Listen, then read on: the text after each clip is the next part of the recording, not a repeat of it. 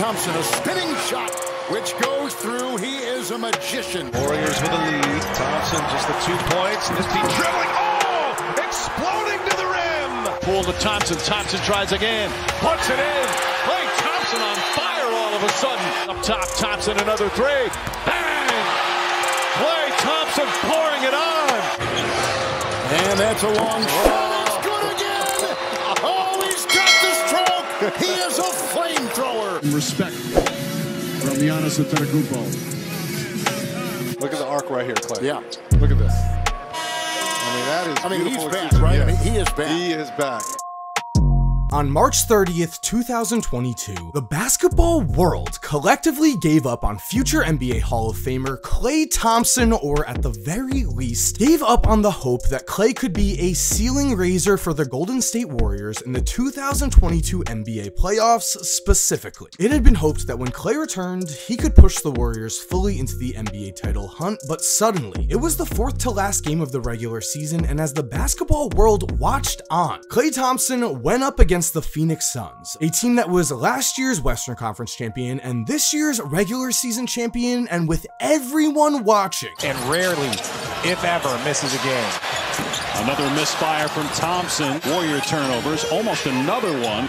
Klay Thompson had to put it up with one on the timer. He's 0 for 5 from 3. As Chris Paul initiated that.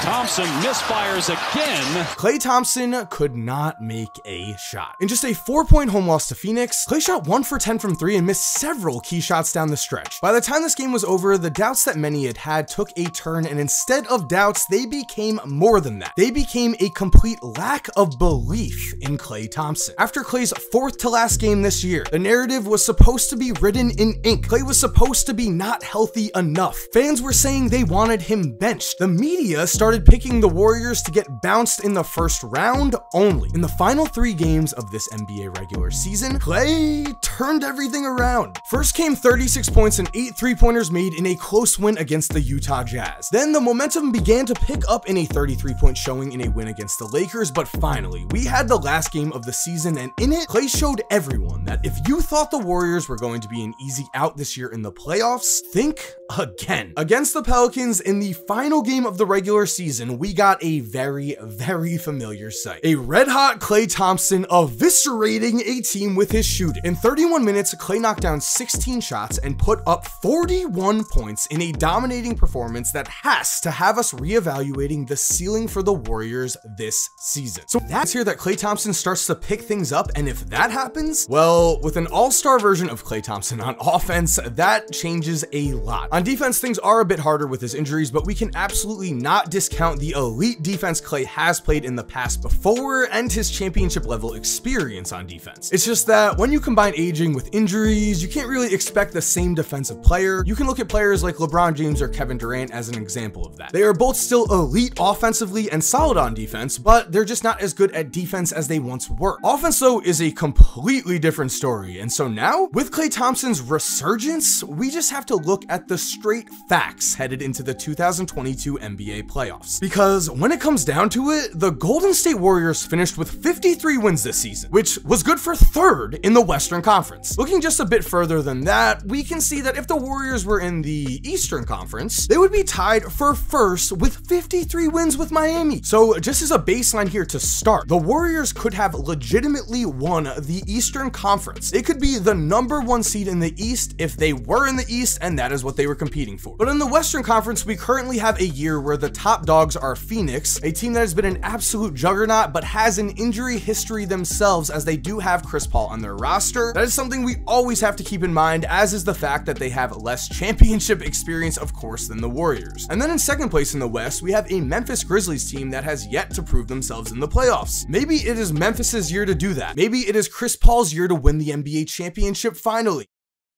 But maybe not, because when it comes to Klay Thompson and his situation, wasn't this what we all hoped would happen as the best case scenario? Didn't we all know that Klay was going to have to shake off 2 years of rust to start competing at the highest level again, and with that in mind, it was going to take a good amount of NBA games just to get his feet under him? As for what Klay has recently said on the subject, after his 36 points against the Utah Jazz, the first of his final 3 games of the regular season, Klay said, "I will get to the level I want to be at again. I'm not there yet, but it's in sight. As we already know, Klay's words seem to be a very big sign of things to come, as he would finish the next 2 games on fire as well, and after his final game against the Pelicans said, I pat myself on the back because when you go through the injuries I did, there's some really slow days, there's so many tedious exercises, and just building up your muscles again to be able to do what you love it was a challenge, something I never had to do before, so to do it twice and to come out and average a dub, man,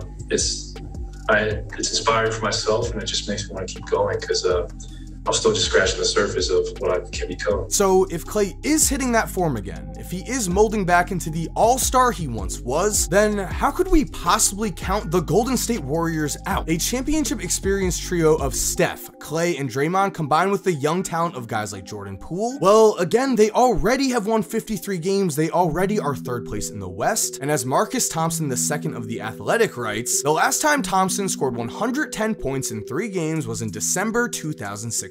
The middle game was his legendary performance of 60 points in 29 minutes. By the way, guys, if you are here and enjoying this video, it would be awesome if you could subscribe and turn on post notifications. It's playoff time. I'm going to be posting a ton of videos. If you like this one, you'll definitely like the ones I have in store. Hope you're enjoying this video. Subscribe and turn on post notifications if you can. And now let's get back to the video. Yes, that is correct. Klay Thompson's final 3 games were not only a stretch of him being on fire, they were a pretty historic stretch for him. It has not been normal for Klay throughout his entire career ever to score 110 points in 3 games. So the fact that it happened in the final 3 games of this year's regular season, I mean, you could not ask for a better sign. And the thing is, it's these types of performances that really do show us that Klay is a ceiling raiser. Because of course, Klay's young teammates are going to rely on him this year in the playoffs. They are going to look for his veteran leadership off the court and on the court. But on top of just being a veteran, on top of being a champion, 2 amazing things of course, but on top of that, Klay provides an energy that when he is rolling, when he is on his game, he can swing games. He can win you playoff games, huge playoff games. Remember the 2016 Western Conference Finals? If you don't, it's okay, but in that game, in a must-win, if they lose, the Golden State Warriors are bounced, they go home, and the Thunder reach the NBA Finals, Klay Thompson scored 41 points and set an NBA playoff